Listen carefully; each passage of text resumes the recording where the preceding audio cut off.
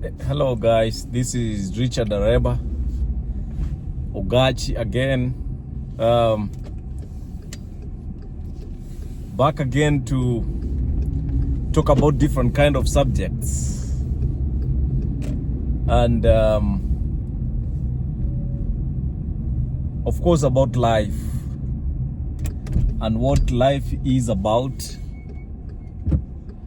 and what usually happens, and people, how to relate to people and relationships with humans and interest, different kind of issues.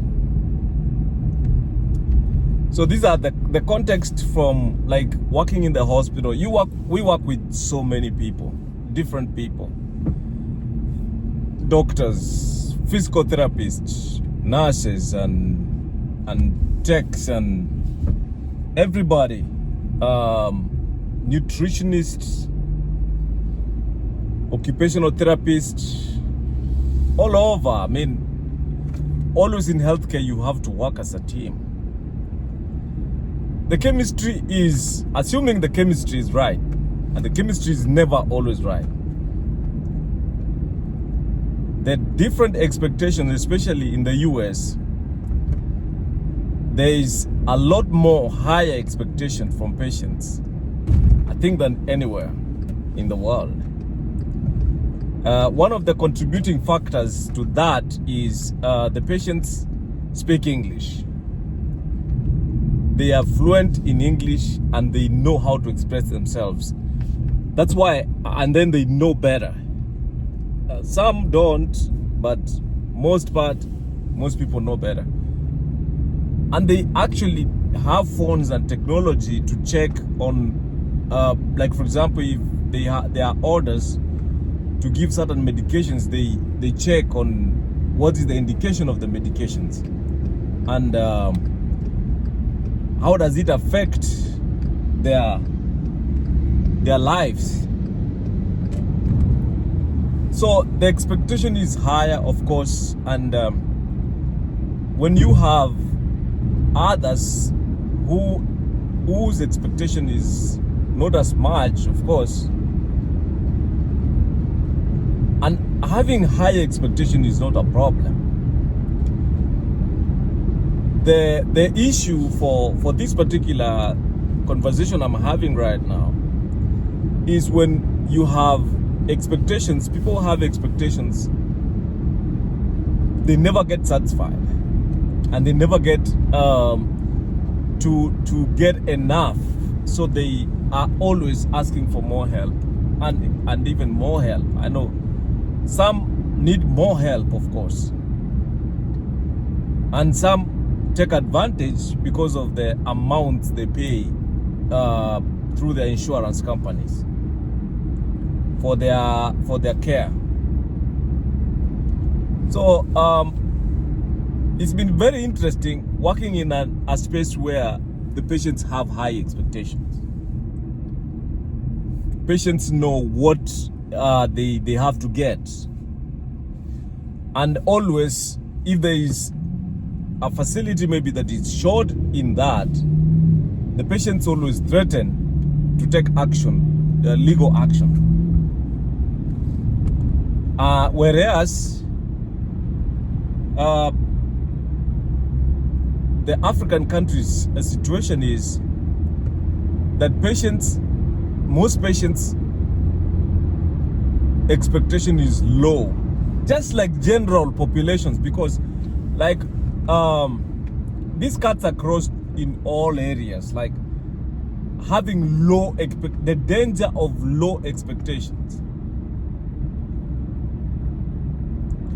It's better to have high expectation than having low expectations, because low expectations is dangerous. Low expectation is dangerous because, like for example, if we talk about politicians, for example, and the voters who don't even have expectation, they have expectation but they don't know how to even put the politician to account on the specific things that he should do and is able to do. But most people really low expectation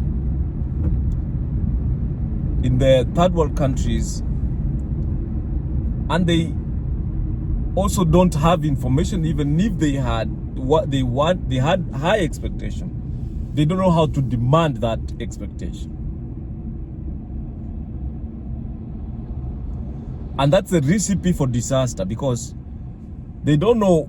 Even elections are done in a certain way. Like most people in positions of leadership are people who don't have the ability to provide long-term solutions to country problems or citizen problems. They don't even know what to do. They only got into those positions to empower themselves instead of serving people. And that's why I don't complain about having high expectations, because high expectation is good. And that, even like the patients in Africa, for example, if only they had high expectation, they demand more than they do. But of course, they are faced with different kind of challenges. Like, for example, they don't have options. They don't have access.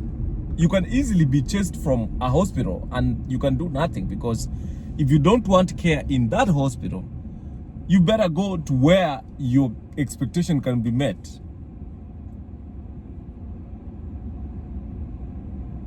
And that's why most people, I think, also from that low expectation, you realize that even the patients really don't know better.